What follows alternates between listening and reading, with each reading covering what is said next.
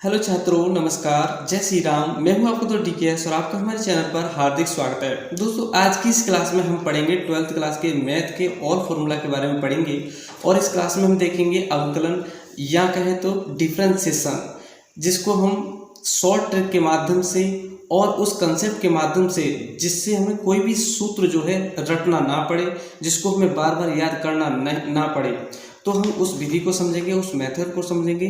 यहाँ पर आप देख सकते हैं दोस्तों, चाहे वह इंटीग्रेशन यानी कि समाकलन हो या फिर कहें तो अवकलन यानी कि डिफरेंशिएशन हो, किसी भी तरीका का फॉर्मूला आपको याद करने की ज़रूरत नहीं है।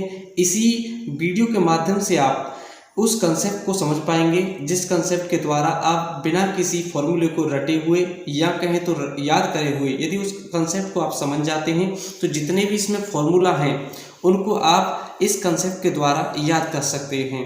कि बहुत सारे छात्र जो है फॉर्मूला को बार बार रटते हैं लेकिन उन फॉर्मूलों को भूल जाते हैं। यहाँ पर मैं किसी भी जो ट्रिक है उसको रटाने वाला नहीं हूँ। यहाँ पर मैं सिर्फ उस कंसेप्ट को बताऊंगा जिसके द्वारा हजारों ट्रिक बन जाती हैं। इस पर बनने वाले सवाल हो या कहें तो इस पर बनने वाले जितने भी क्वेश्चन हो या कहें तो कितने भी इस पर आधारित जितने भी फॉर्मूले होते हैं उन सभी को आप याद कर सकते हैं। तो दोस्तों, बहुत सारे छात्र आपने देखा होगा कि बहुत कम जो है लर्निंग करते हैं, यानी कहें तो बहुत कम याद करते हैं और वह जो है परीक्षा में टॉप रैंक में आ जाते हैं। या कभी कभी 98%, 99%, लगभग 90 से 100 के बीच में 95% के लगभग में वह कम पढ़कर ही ले आते हैं। तो बहुत सारे छात्र बहुत ज़्यादा मेहनत करते हैं तब ले पाते हैं, इतने मार्क को प्राप्त कर पाते हैं, क्योंकि वो क्या करते हैं, इसी तरीके से जो मैं कंसेप्ट बता रहा हूँ उसी तरीके से वो याद करते हैं, कंसेप्ट को पढ़ते हैं और कंसेप्ट उनकी कम समय में अधिकतम चीज़ तैयार हो जाती है। यदि आप इस कंसेप्ट को समझ लेंगे तो उससे आपको कोई क्वेश्चन हो या फॉर्मूला हो दिया गया हो तो आप अपने आप से उस फॉर्मूले को बना सकते हैं। दोस्तों, बहुत सारे छात्र ऐसे हैं जिन्होंने बहुत ही कम पढ़ा परीक्षा में लेकिन उनके अधिकतम मार्क आए, वे टॉप रैंक में आ गए। दोस्तों, यह जो वीडियो है आप सभी के लिए बहुत ही ज़्यादा इम्पोर्टेंट है। दोस्तों, यहाँ पर अब सबसे पहले हम बात करेंगे अवकलन के बारे में, देन उसके पश्चात यहाँ पर हम देखेंगे अवकलन और समाकलन की तुलना के अनुसार है। मैं उस कंसेप्ट को बताऊंगा जिसके द्वारा यह जो सवाल है किसी भी फॉर्मूले को याद करने की आपको ज़रूरत नहीं पड़ेगी। आप जो है किसी भी फॉर्मूले को पढ़ते हैं तो आप उसके कंसेप्ट को क्लियर करें ताकि आपको जो है अधिकतम अंक प्राप्त हो सकें। इनमें से किसी भी फॉर्मूले पर आधारित तो कोई भी सवाल बनता है या आपको एक्सरसाइज जो है इन्हीं सूत्रों के द्वारा आपको ध्यान में रहेगी कि इस तरीके का जो सूत्र हमने पढ़ा है और उस पर इसी तरीके का सवाल आएगा तो हम ऐसे सॉल्व कर देंगे। तो आपको किसी भी चीज़ को रटने की ज़रूरत नहीं है। डिफरेंशिएशन और इंटीग्रेशन में कोई ज़्यादा अंतर नहीं है। इसी के द्वारा आप इसको प्राप्त कर सकते हैं और इसके द्वारा इसको प्राप्त कर सकते हैं। जैसा कि दोस्तों यह जो होता है यहाँ पर आप समझ पाएंगे। यहाँ आप देख सकते हैं दोस्तों, जैसे क्वेश्चन है, सबसे पहले एक क्वेश्चन दिया गया है, वो एक छोटा सा कंसेप्ट है, इसको भी आप समझें कि यदि जैसे कि कोई क्वेश्चन है, यहाँ पर आप x देख पा रहे हैं, यदि x का हम डिफरेंशिएशन यानी कि अवकलन कर देंगे तो जो भी वैल्यू हमें प्राप्त होगी, जैसा कि हमने यहाँ पर लिखा है कि dy/dx यानी कि यहाँ पर x का हमने अवकलन किया है, डिफरेंशिएशन किया है तो हमें 1 प्राप्त हुआ है। और यदि इसी 1 का हम समाकलन कर देंगे तो हमें x प्राप्त हो जाता है।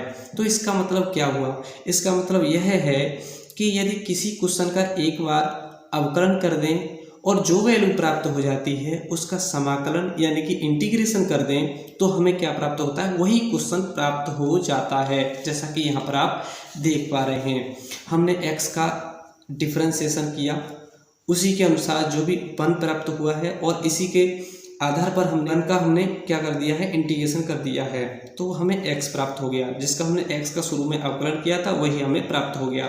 तो इन एक दूसरों में यह संबंध होता है। यदि किसी का हम इंटीग्रेशन करते हैं उसका हम डिफरेंशिएशन कर देंगे यानी कि समाकलन करने पर अवकलन कर देंगे तो भी यही वैल्यू प्राप्त हो जाएगी, और अवकलन करने पर समाकलन कर देंगे तो भी हमें वही वैल्यू प्राप्त हो जाएगी। यह अधिकतम जो फॉर्मूले होते हैं उनके लिए यह लागू है।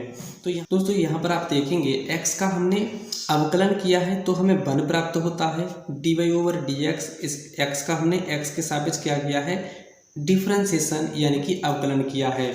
अब हम करते हैं जो वन प्राप्त हुआ है, वन का यदि हम इंटीग्रेशन यानी कि समाकलन कर देंगे तो हमें क्या प्राप्त हो जाएगा, x ही प्राप्त हो जाएगा। यहाँ पर आप देख पाएंगे यह जो x प्राप्त हुआ है इसी का तो हमने क्या किया था, अवकलन किया था, और वही यहाँ पर प्राप्त हो गया। तो यहाँ पर आप समझ पाएंगे जिसका हमने अवकलन किया उसी का समाकलन कर दिया तो वह वैल्यू हमने शुरू वाली वैल्यू प्राप्त हो गई है, यानी जो क्वेश्चन था वही प्राप्त हो जाता है। यहाँ पर जो वैल्यू क्वेश्चन के द्वारा हमने सॉल्व की थी, तो जैसे x का किया था अवकलन तो हमें x ही प्राप्त हुआ है। तो यहाँ पर देखेंगे dy/dx यानी x के सापेक्ष किसका कर रहे हैं, हम e की पावर x का अवकलन कर रहे हैं। तो e की पावर x का जो अवकलन जो है यानी डिफरेंशिएशन अब e की पावर x ही होता है। यदि हम बात करें इंटीग्रेशन यानी कि समाकलन तो e की पावर x का dy जो इंटीग्रेशन है वह भी e की पावर x ही होता है। आप कहेंगे c क्यों लिखा है, तो c दोस्तों कॉन्स्टेंट वैल्यू है। यहाँ पर आप देखेंगे आगे आप देख सकते हैं dy/dx log x का हम यहाँ पर क्या कर रहे हैं, अवकलन कर रहे हैं। यदि हम log x का अवकलन करते हैं तो हमें जो वैल्यू प्राप्त होती है 1/x वैल्यू प्राप्त होती है। और यदि 1/x का ही डिफरेंशिएशन किया है हमने, log x का डिफरेंशिएशन किया तो हमें 1/x प्राप्त हुआ। और यदि 1/x का, और यहाँ से आप देख पाएंगे जो 1/x प्राप्त हुआ है इसी का 1/x का इंटीग्रेशन हमने कर दिया है तो log x हमें वैल्यू प्राप्त हो गई है। आप इस कंसेप्ट को समझ पा रहे होंगे। अब आप देखेंगे कि sin x है, sin x का यदि हम dy/dx यानी x के सापेक्ष इसका अवकलन डिफरेंशिएशन यानी कि अवकलन कर देते हैं तो sin x का जो dy/dx यानी कि अवकलन जो है cos x होता है, sin x का अवकलन cos x होता है। और यदि cos x का ही क्या करेंगे आप, इंटीग्रेशन कर देंगे, समाकलन कर देंगे तो आपको क्या प्राप्त हो जाएगा, sin x प्राप्त हो जाएगा। यहाँ पर आप देख पा रहे हैं cos x का sin x, और यहाँ पर आप देखेंगे sin x का cos x और cos x का sin x हमें प्राप्त होता है। आगे आप देखेंगे dy/dx cos x यानी अब हम किसका कर रहे हैं, डिफरेंशिएशन कर रहे हैं cos x का। अवकलन किया है हमने cos x का तो हमें -sin x वैल्यू प्राप्त होती है। और यदि -sin x का इंटीग्रेशन यानी कि समाकलन कर देंगे तो हमें cos x वैल्यू प्राप्त होगी, और प्लस का किया है तो -cos x वैल्यू प्राप्त होगी। आगे आप देख पाएंगे कि x dy/dx tan x यानी यहाँ पर हम tan x का जो है हम डिफरेंशिएशन कर रहे हैं यानी कि अवकलन कर रहे हैं, तो उसका वैल्यू जो प्राप्त है हमें क्या है, sec² x होती है।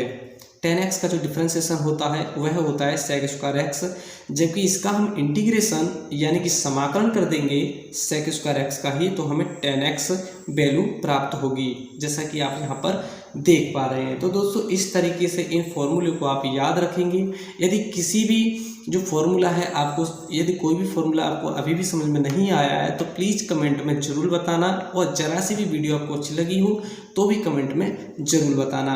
और जहाँ पर भी आपको लगे कि यहाँ पर हमें कहीं पर समझ नहीं आ रहा है तो कमेंट में ज़रूर बताएंगे, आपके लिए बहुत ही अच्छे तरीके से समझाया जाएगा। आप समझते हैं सभी फॉर्मूले को। दोस्तों यहाँ पर आप देखेंगे अवकलन के बारे में। अब हम देखते हैं कि जो भी फॉर्मूले हैं, जितने भी फॉर्मूले बनते हैं उन सभी के बारे में समझ लेते हैं, एक बार में थोड़ा सा रिवीजन कर लेते हैं। यहाँ पर लिखा हुआ है 12th मैथ और फॉर्मूला, यहाँ पर अवकलन की बात कर रहे हैं। नेक्स्ट वीडियो में जैसा कि मैंने अभी आपके लिए दिखाया, जैसे कि दोस्तों आपने देखा कि अवकलन और समाकलन दोनों ही मैंने आपके लिए समझाई। तो यहाँ पर अवकलन के बारे में समझ रहे हैं तो अवकलन के जितने फॉर्मूले हैं उनको पढ़ते हैं और समझते हैं। जैसा कि यहाँ पर आप देख पा रहे हैं डिफरेंशिएशन यानी कि अवकलन। तो सबसे पहला जो फॉर्मूला होता है वह होता है dy/dx यानी कि c। यहाँ पर c क्या है, यह जो c देख पा रहे हैं दोस्तों आप, यह जो c है इसको बोलते हैं कांस्टेंट। यदि कांस्टेंट का मतलब होता है 2 3 4 5 6 1 2 यानी कि संख्या। यदि किसी संख्या का अवकलन किया जाता है वह 0 प्राप्त होता है। आप देखेंगे dy/dx यानी कि x, यहाँ पर x का जो है हम x के सापेक्ष अवकलन करेंगे, क्या करेंगे, अवकलन करेंगे तो हमें 1 प्राप्त होता है। और यदि 1 का हम समाकलन यानी कि इंटीग्रेशन कर देंगे तो हमें क्या प्राप्त हो जाएगा, x प्राप्त हो जाएगा। यह मैंने अभी आपके लिए समझाया है। तो अगला जो फॉर्मूला है वह देखते हैं।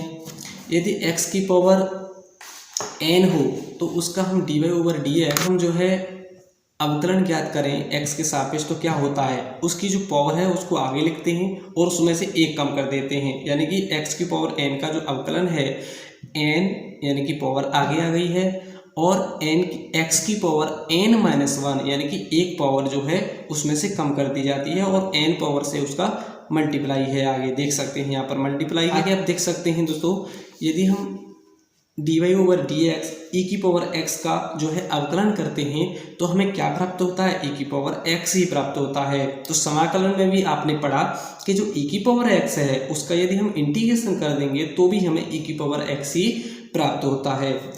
यदि हम a की पावर x का अवकलन करते हैं तो हमें क्या प्राप्त होता है, यहाँ पर लिखा हुआ है a की पावर x, इस पर आप ध्यान देंगे a की पावर x है तो इसका क्या फॉर्मूला होता है, यदि हम इसका डिफरेंशिएशन यानी कि अवकलन करते हैं तो हमें a की पावर x लॉग, ये बेस में जो है e तो होता ही है, a ऊपर आता है, लॉग a बेस में क्या होता है इसके e होता है। इस तरीके से इस फॉर्मूले को भी याद रखेंगे। यहाँ से बहुत बार प्रश्न जो ऑब्जेक्टिव क्वेश्चन है यहाँ से बनते हैं।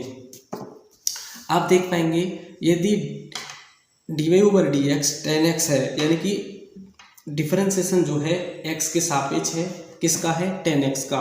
tan x का x के सापेक्ष अवकलन है तो वह कितना होता है sec² x, और sec² x का ही समाकलन कितना होता है, tan x होता है। यह आपने अभी समझा था।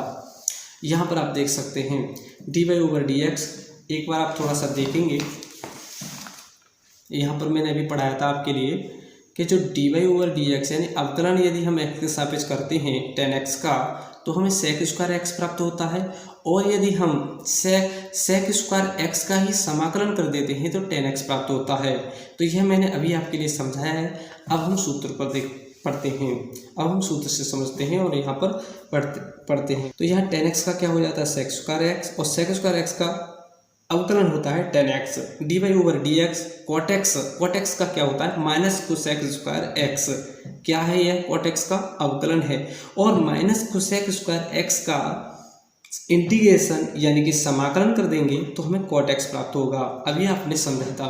यहाँ पर आप देखेंगे यदि इस तरीके का फॉर्मूला हो तो इस तरीके से आप सॉल्व कर सकते हैं। कोई भी वैल्यू u + b दे रखी हो, उन दोनों का क्या करना हो, डिफरेंशिएशन करना हो x के सापेक्ष, तो पहले u का होगा फिर b का होगा, दोनों का उसका x के सापेक्ष अवकलन होगा।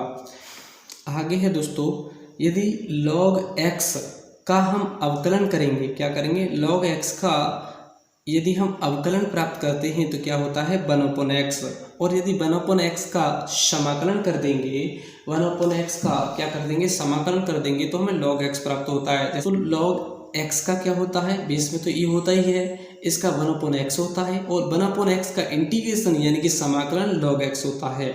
आगे आप पढ़ेंगे dy/dx log बेस में दिया है a, प्रत्येक में क्या था e था, लेकिन यहाँ पर बेस में a है, log बेस में क्या है a है, और x का हमें क्या चाहिए, इसका चाहिए हमें अवकलन यानी कि डिफरेंशिएशन। तो इसका होता है 1/x log बेस में क्या है a और e, यह आप इसको ध्यान रखेंगे। आगे है यदि dy/dx sin x है, यदि sin x का हम डिफरेंशिएशन यानी कि अवकलन करते हैं तो हमें cos x प्राप्त होता है, और यदि cos x का हम समाकलन कर देते हैं तो हमें sin x वैल्यू प्राप्त होती है। अभी आपने जो है यह पढ़ी हुई थी, जैसा कि यहाँ पर आप देख सकते हैं। यहाँ पर लिखा है sin x का cos x हमें अवकलन प्राप्त हुआ है, और यहाँ आप देखेंगे यदि cos x का, इसी cos x का हम क्या कर दें, समाकलन कर दें तो हमें sin x वैल्यू प्राप्त हो जाती है। यह भी आपने समझा है। आगे आप देख पाएंगे, जैसा कि यहाँ पर आप देख सकते हैं, यदि dy/dx cos x है, cos x का क्या होता है -sin x होता है, क्या होता है -sin x, क्या होता है यह, इसका अवकलन होता है। और यदि इसका यहाँ पर आप देख पाएंगे, यह जो यहाँ पर हम यदि -sin x का इंटीग्रेशन हम कर देंगे, क्या कर देंगे, इंटीग्रेशन कर देंगे यानी कि समाकलन कर देंगे तो हमें cos x वैल्यू प्राप्त होगी। चूंकि हमने प्लस का किया है, प्लस sin x का किया है, इसलिए हमें -cos x हुआ है। यदि -sin x का करेंगे तो +cos x वैल्यू प्राप्त होगी। तो इस तरीके से इन फॉर्मूले को याद कर सकते हैं। sec x का जो है x के सापेक्ष अवकलन क्या होता है, tan x × sec x। यदि हम sec x और tan x यानी कि tan x × sec x का, इसी का हम डिफरेंशिएशन यानी कि इंटीग्रेशन करते हैं तो हमें sec x ही प्राप्त होता है। किसका? sec x into ten x का। आगे आप देख पाएंगे cosec x का यदि हम क्या कर देंगे, अवकलन करेंगे तो हमें minus cosec x into cot x प्राप्त होता है, और इसका हम समाकलन करेंगे तो हमें यह प्राप्त हो जाएगा। आगे आप देख सकते हैं दो जहाँ पर वैल्यू दी गई हैं, एक u है और b है, इनका हमें चाहिए अवकलन। dy/dx कोष्ठक में लिखा है u इंटू बी। तो u b का क्या होता है, इसमें होता है पहला पद होता है, जैसे u छोड़ दिया हमने, क्या छोड़ दिया u, तो इसका कर दिया, जैसा कि आप समझ पा रहे हैं। पहला हमने छोड़ दिया है dy/dx, किसका कर दिया है, b का कर दिया है। अब हम इसको छोड़ देंगे, इसका कर देंगे, तो b को हमने छोड़ दिया है, dy/dx किसका कर दिया है, u का कर दिया है। तो दोस्तों इस तरीके से आप इस क्लास को याद कर सकते हैं। यदि कोई भी फॉर्मूला अभी भी आपको समझ में नहीं आया हो तो प्लीज़ कमेंट में ज़रूर बताना, और यदि आपको यह क्लास 84 भी अच्छी लगी हो तो आप प्लीज़ कमेंट में ज़रूर बताना। और किसी भी टॉपिक पर वीडियो चाहते हैं तो उसके बारे में भी हमें कमेंट में ज़रूर बताएंगे।